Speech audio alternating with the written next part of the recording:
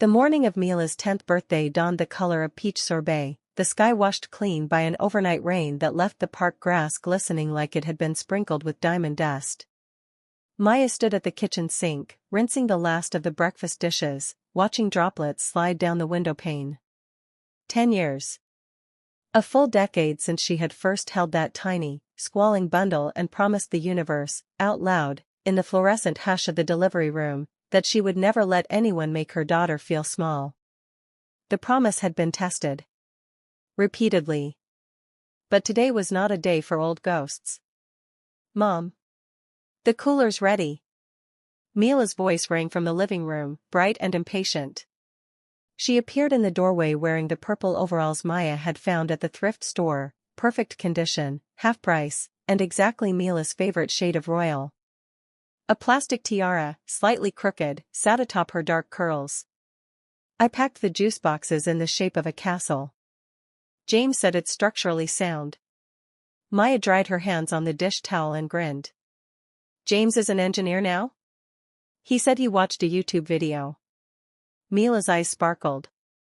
Also, Mrs. Wilson added extra cookies. The ones with the pink sprinkles. She said they're birthday mandatory. The plan was simple, a picnic at Willow Creek Park, the one with the duck pond and the ancient oak whose branches dipped low enough for climbing.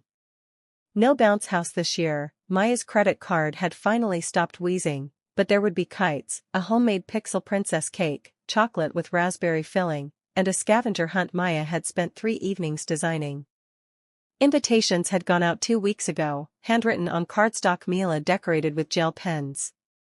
RSVPs had trickled in steadily, 8 classmates, James, Aunt Carol, Mrs. Wilson and her bridge club, who insisted on bringing folding chairs and a cooler of sun tea, and Mr. Patterson from across the street, who promised to bring his famous 3-bean salad and his corgi, Pickles, for entertainment.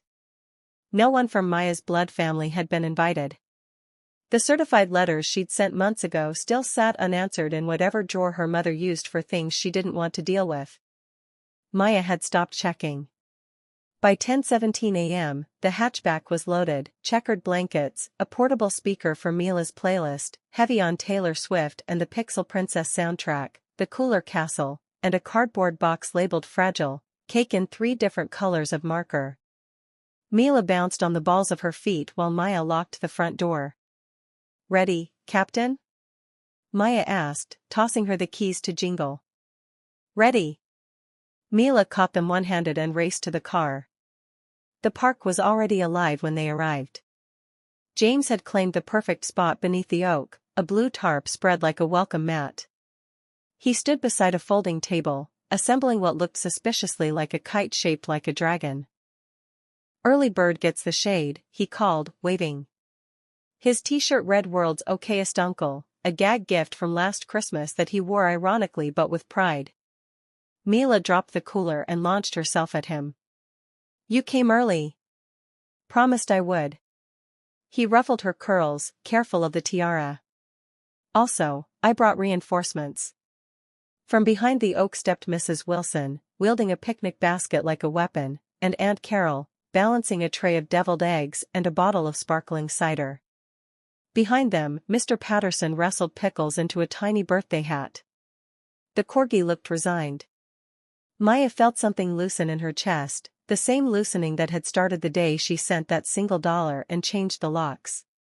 She had spent so long bracing for absence that the presence of these people, ordinary, reliable, chosen, felt like stepping into sunlight after years in a dim room. Setup was chaos in the best way. Mila directed traffic with the confidence of a tiny general. Blankets were arranged in a sunflower pattern. The cake, transported in a laundry basket lined with dish towels, emerged triumphant, its fondant crown slightly askew but intact. James tested the dragon kite and nearly took out Mrs. Wilson's sun hat. Pickle stole a deviled egg and was gently reprimanded by 3 adults at once. By 11, the classmates arrived in a flurry of helium balloons and gift bags. Parents lingered to chat, exchanging numbers for future playdates. Maya recognized the shift, these were no longer drop-off and strangers. They were the village. At 11:27, Maya's phone buzzed in her pocket. She ignored it. At 11:29, it buzzed again. She slipped it out just enough to glance at the screen. Unknown number. Then a text, asterisk it's grandma.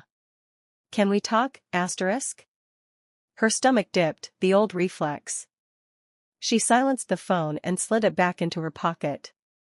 Today was not negotiation day. The scavenger hunt began at noon.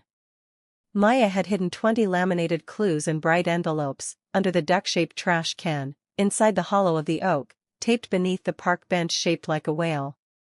Each clue led to a small prize: stickers, temporary tattoos, packets of wildflower seeds. Mila had helped write them, her spelling creative but earnest. James partnered with Mila's best friend, Taylor, who wore fairy wings and declared herself clue master. Mrs. Wilson and Mr. Patterson formed an unlikely but effective team, Pickles trotting between them like a furry referee. Aunt Carol documented everything on her phone, narrating in a mock British accent, and here we see the noble scavenger in her natural habitat.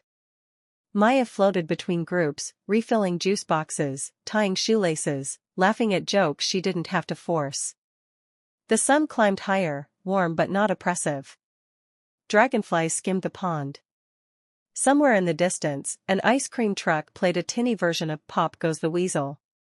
At 12:46, the final clue was found, tucked inside Pickles' birthday hat, and the hunters converged on the picnic blanket for cake.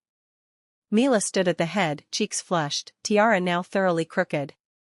10 candles flickered in a semicircle atop the Pixel Princess's crown. "Make a wish, baby," Maya said softly. Mila closed her eyes, lashes dark against her skin. The group fell quiet, even the youngest classmates sensing the moment's weight. Maya wondered what her daughter wished for. Not family, she hoped. Not the kind that came with conditions. Mila blew. All 10 candles surrendered in one breath. Cheers erupted. James started a slightly off-key rendition of Happy Birthday, and everyone joined in, Pickles included with enthusiastic barking. Cake was served on paper plates printed with unicorns. Frosting smeared chins and fingers. Someone started a whipped cream fight. Maya pretended not to notice when James took a direct hit to the ear. At 1:15, Maya's phone buzzed again. She excused herself to the edge of the blanket, heart thudding. This time, a voicemail. She pressed play, keeping her back to the group. Maya. Her mother's voice, thinner than she remembered, threaded with something that might have been nerves. "I know you don't want to hear from me. I don't blame you. But it's Mila's birthday, and I sent something. It should be there.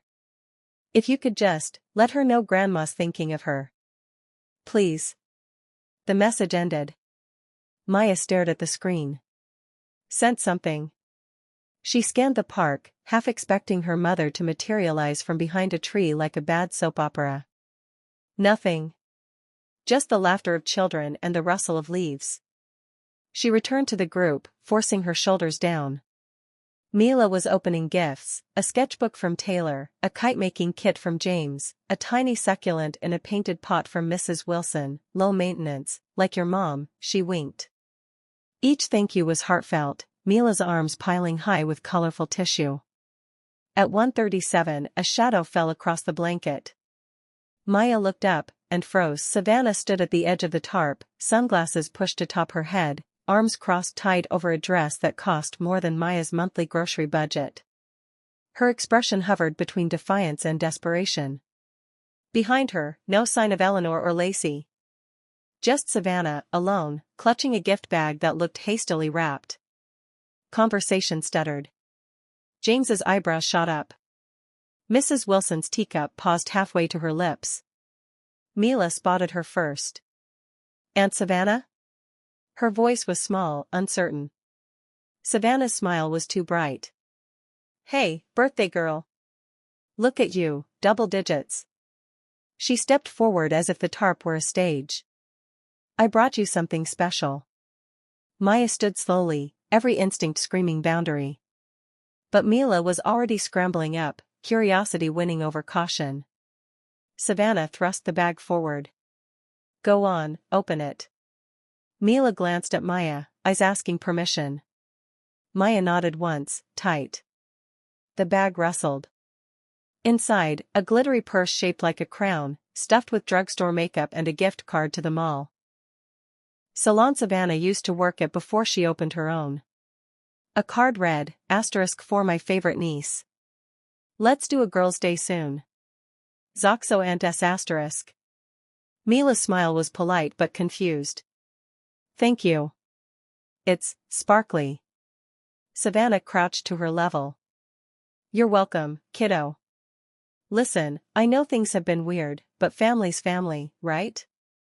Maybe you could talk to your mom about. Savannah. Maya's voice cut through, calm but edged with steel. This is Mila's party. If you're here for her, great. If you're here for something else, leave now. Head swiveled. Taylor's mom whispered something to Mr. Patterson. Pickles growled softly, sensing tension. Savannah straightened, smile faltering. I'm here for Mila. Obviously. She gestured at the gift. I just thought. You thought you'd use a 10-year-old's birthday to corner me. Maya kept her voice low, but it carried. Not today. Mila tugged Maya's sleeve. Mom? It's okay, baby. Maya knelt, smoothing a curl behind Mila's ear. Aunt Savannah's going to say happy birthday and go, right? Savannah's jaw worked. For a moment, Maya thought she'd push. Then James stepped forward, casual but immovable, arms loose at his sides. Traffic's picking up, he said conversationally. Park gets busy after 1. Wouldn't want you stuck. Mrs. Wilson set her teacup down with a deliberate clink. I've got Officer Thompson's number on speed dial, dear. He coached Mila's soccer team. Lovely man. Savannah's gaze darted between them, James, Mrs. Wilson, the cluster of parents now openly watching. The protective circle was subtle but unbreakable. She exhaled through her nose. Fine. Happy birthday, Mila. I'll call you later. She turned on her heel, heels sinking into the grass, and stalked back toward the parking lot. Mila watched her go, then looked up at Maya. Is she mad? She's complicated, Maya said carefully. But you did nothing wrong. Taylor tugged Mila's hand. Come on, we're gonna fly the dragon kite. The moment passed. Laughter resumed. The kite soared, a red streak against the blue, James jogging backward with the string while Mila shrieked directions. At 2:03, a park ranger truck pulled up near the restrooms. Maya noticed first, a man in uniform stepping out, carrying a small envelope. He scanned the picnic, eyes landing on Mila's tiara. Maya's stomach clenched. He approached. Excuse me, ma'am? Maya Allen? That's me. He handed her the envelope. Delivery for Mila Allen. Sender paid extra for same-day park drop-off. He tipped his hat to Mila. Happy birthday, miss. The envelope was thick, cream-colored, with Mila's name in her grandmother's careful cursive. Inside, a birthday card with a watercolor unicorn, and a crisp $50 bill. The message was simple. Dear Mila *. Happy 10th birthday. Grandma is proud of the young lady you're becoming. Use this for something that makes you smile. Love always, Grandma Eleanor *. No guilt. No demands. Just money and love, offered without strings. Mila turned the bill over, wide-eyed. $50? That's a lot. Maya's throat tightened. She had expected manipulation, not this. What do you want to do with it? Mila thought hard, tongue poking from the corner of her mouth. Can we buy ice cream for everyone? And maybe save some for my telescope fund? The group cheered. The ice cream truck, as if summoned, reappeared at the park entrance. James volunteered to supervise the line. Mila clutched the bill like a treasure map. Later, sprawled on blankets licking cones that dripped faster than they could eat, Maya opened the unicorn card again. Tucked in the corner, almost hidden, a tiny sticky note in her mother's handwriting. Asterisk, can we talk? Just us. Coffee. No money talk. I promise. Asterisk. Maya stared at it until the ice cream melted down her wrist. The party wound down by 3. Parents collected children sticky with sugar and grass stains. Hugs were exchanged, playdates scheduled. James folded the tarp with military precision. Mrs. Wilson pressed a Tupperware of leftover cookies into Maya's hands. For breakfast, she said with a wink. Mila fell asleep in the car on the way home. Tiara askew, dragon kite clutched to her chest like a trophy. Maya carried her inside, tucked her into bed still in her overalls. The house smelled faintly of cake and sunscreen. She poured herself a glass of water and sat at the kitchen table, the sticky note between her fingers. Her phone buzzed. James, asterisk, great day. Proud of you for holding the line, asterisk. Then Aunt Carol, asterisk, saw the envelope. You okay, asterisk. Maya typed back, asterisk, processing. We'll call tomorrow, asterisk. She opened her journal, the one Carol had given her at Christmas. The page was blank, waiting. October 29th, Mila is 10 asterisk. Today, my daughter was surrounded by people who showed up. No conditions. No guilt. Just love and action asterisk. Savannah tried to weaponize a birthday. The village closed ranks asterisk. Mom sent $50. No strings. A first asterisk. I don't know what tomorrow brings. But today? Today was perfect asterisk. She closed the journal, slid the sticky note inside like a bookmark, and went to check on Mila.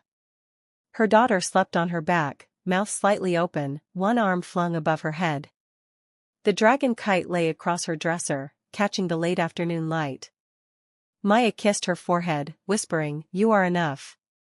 The next morning, Mila woke early, bounding into the kitchen with a piece of poster board. Mom. I have an idea. Maya paused mid-coffee. Hit me. Mila unrolled the board. In purple marker, family rules. Below, in careful block letters.